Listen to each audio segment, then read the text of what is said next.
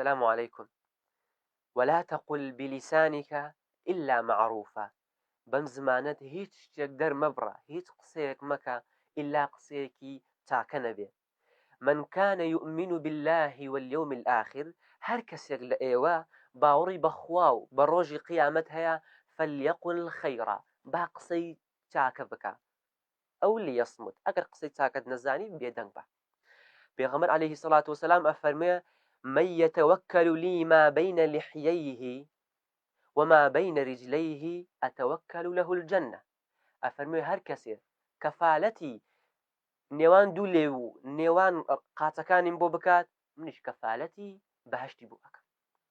أكثر ما يلج به الإنسان النار الأجوفان الفم والفرج.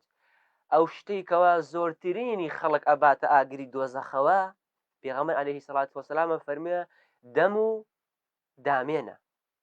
وأكثر ما يلج به الإنسان الجنة، وأوشتي كوا زورتريني مروفكان بي أرونا بهشتوا، أفرمي تقوى الله عز وجل وحسن الخلق.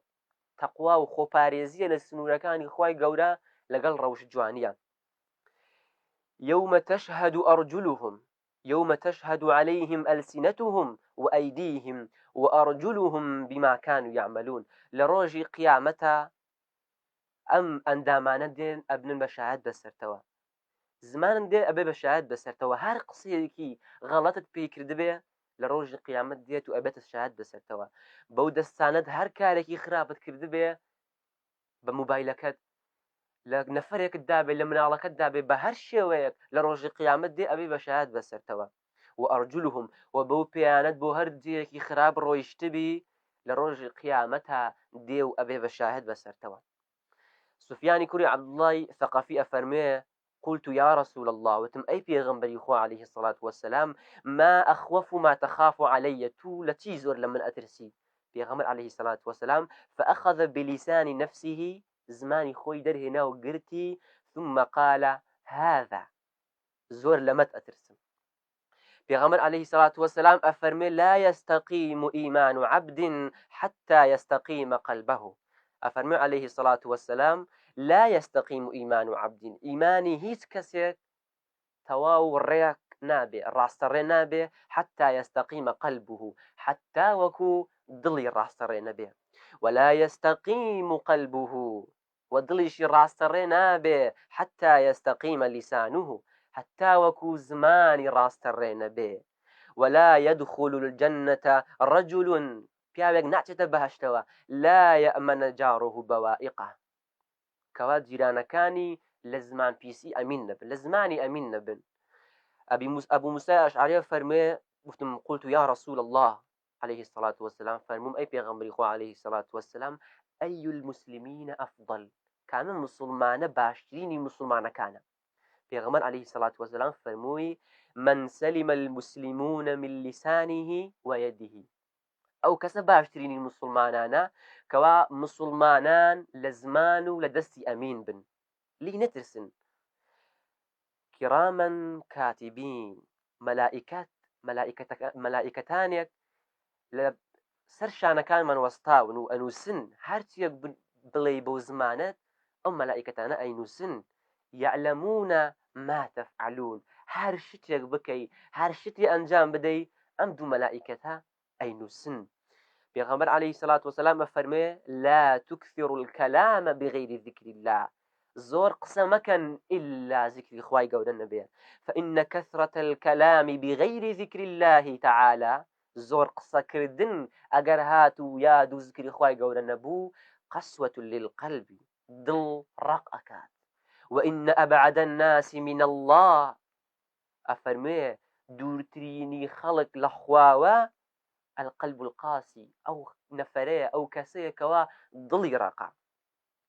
من حسن إسلام المرء، لجواني مسلمانيتي كسيك أو كوا تركه ما لا يعني، ما لا يعنيه، كوا واز لشتيك بيني كبيوندي بوونيا بيويس ناكات تو هر بوستيك أبيني لفيسبوك كومنت تهبي، تعليق تهبي للسري، هر رداوك درو أدا لولاتا تو قصدها به، هیچ پێویست ناکاو لازم نییە کەوا تۆ لە هەموو قاپێکا کەوتک بی.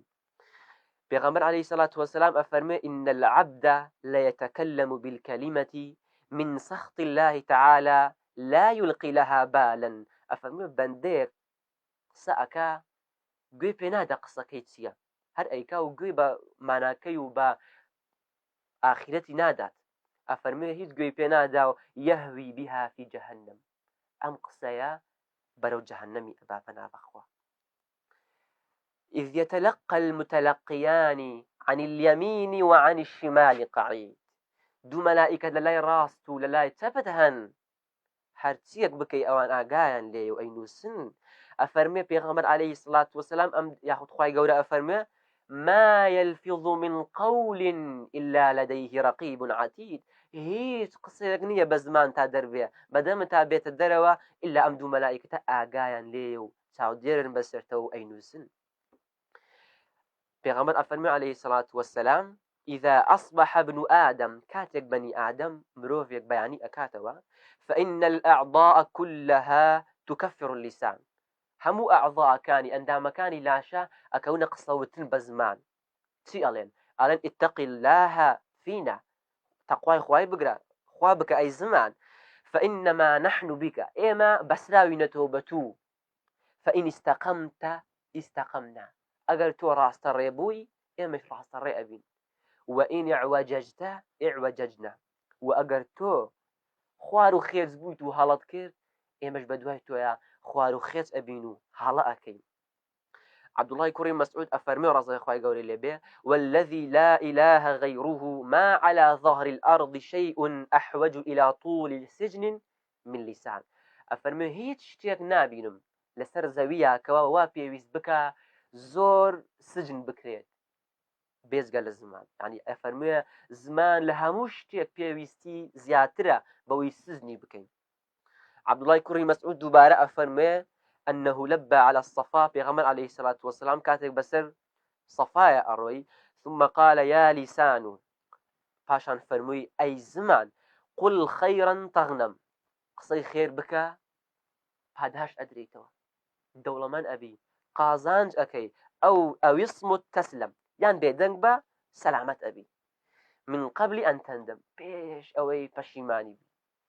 يعني قصي خير بك با پاداش وەربگریتەوە ویانش بێدەنگ بە با سەلامەت بی پێش ئەوەی پەشیمان بی لە ڕۆژ قیامەتە. والسلام عليكم ورحمة الله وبركاته.